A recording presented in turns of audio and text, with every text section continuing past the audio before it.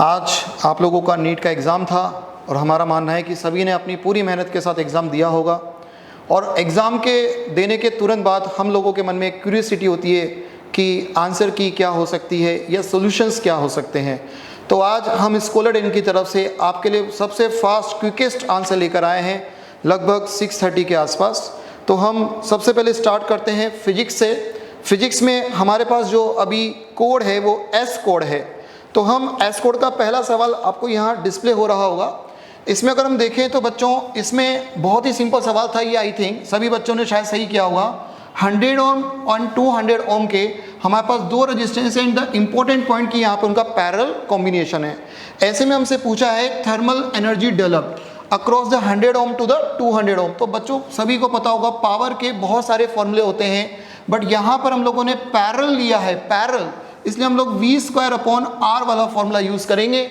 और ये वाला फॉर्मूला यूज़ करने पर आप देखेंगे बिकॉज दोनों पैरेलल में है तो वोल्टेज कट जाएगा and simply you will get answer R2/R1।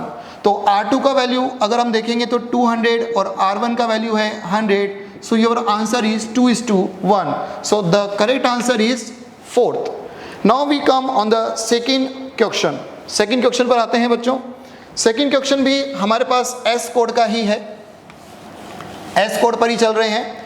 Graph अगर आप देखेंगे तो बहुत ही इजी सवाल था ये भी। इसमें हमसे बोला है कि 4 ग्राफ आपको दिए गए हैं एंड एडियाबेटिक है, आइसोथर्मल है, आइसोबेरिक है, आइसोकोरिक है। आपको बताना है which one is the adiabatic.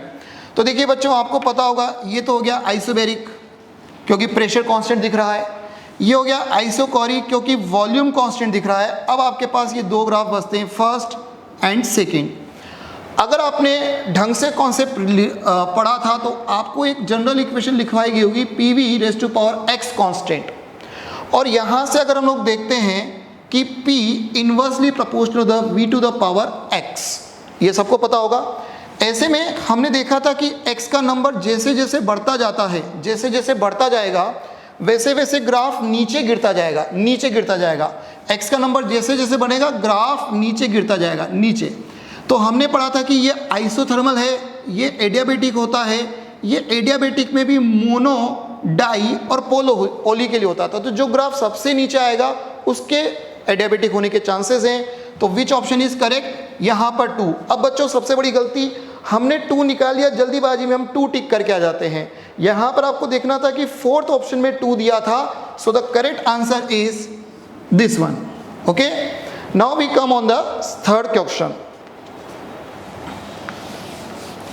बहुत फास्ट हम सॉल्यूशन ले रहे हैं बच्चों, आपका टाइम बिल्कुल भी वेस्ट नहीं करेंगे।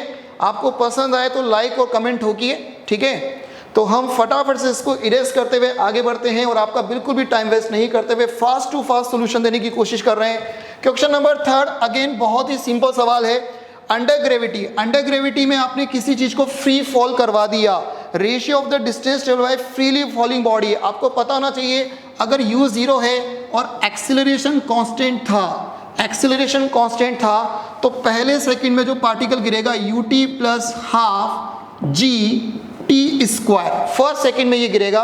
और अगर आपको याद हो तो एक फॉर्मूला आप लोगों ने लिखा होगा SnH बराबर u + a/2 2n-1। ये फॉर्मूला सभी को याद होता है। तो यहाँ से अगर हम फर्स्ट सेकंड का निकालेंगे that will be 0 + g/2 × 2 × 1-1 that is g/2। ऐसे बच्चों अगर हम सेकंड का निकालेंगे तो ये आपको निकलेगा 0 + g/2 × 2 × 2-1 that is 3g/2। And similarly अगर आप सीक्वेंस को आगे फॉलोअप करेंगे तो you will get something like this और आंसर आपका निकल के आ जाए 1:2, 3:2, 5:7। So which option is correct? Option में आप देख सकते हैं बच्चों फर्स्ट ऑप्शन करेक्ट है। देखिए ये जिस बच्चे का हमको पेपर मिला था उसने भी यहाँ पे फर्स्ट ऑप्शन, बहुत ही इजी है, फर्स्ट ऑप्शन करेक्ट किया है।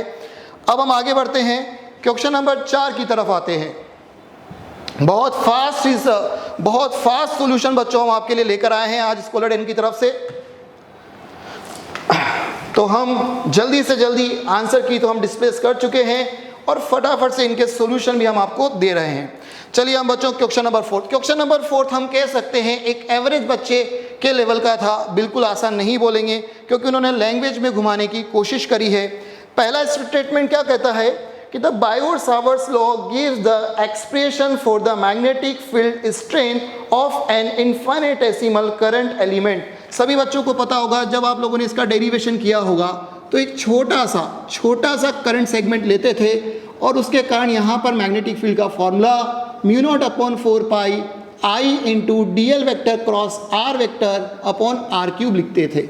ये मेरा मानना है कि सभी बच्चों को याद होगा, ठीक है। तो वही बोला है इन्होंने पहले सेगमेंट में, of a current carrying conductor only, ठीक है ना, तो बिल्कुल सही है। अब आगे बढ़ते हैं। यहाँ पर अगर हम सेकंड पॉइंट पर आते हैं तो बोलता है कि Biot-Savart's law is a analogy of the Coulomb's law square. अब थोड़ा बहुत यहाँ पर आप देखेंगे तो इनवर्स स्क्वायर लॉ की फीलिंग आपको आ जाएगी क्योंकि ये R से R कट जाएगा, बट गलती देखिए कहाँ पर है। उसने कहा है scalar source IDL and vector source Q, this is the mistake. Charge कभी भी वेक्टर नहीं होता है बच्चों, और उन्होंने इस स्टेटमेंट में the latter being produced by the vector source, charge is not a vector source, इस वजह से हम इस स्टेटमेंट को गलत कर देंगे। और जैसे ही आप इस स्टेटमेंट को गलत करेंगे तो आपका कौन सा स्टेटमेंट करेक्ट हो जाएगा? First one, okay, first one आपका करेक्ट हो जाएगा, ठीक है। अब हम नेक्स्ट क्वेश्चन की तरफ बढ़ते हैं। अब फटाक से बच्चों हम नेक्स्ट क्वेश्चन की तरफ आते हैं।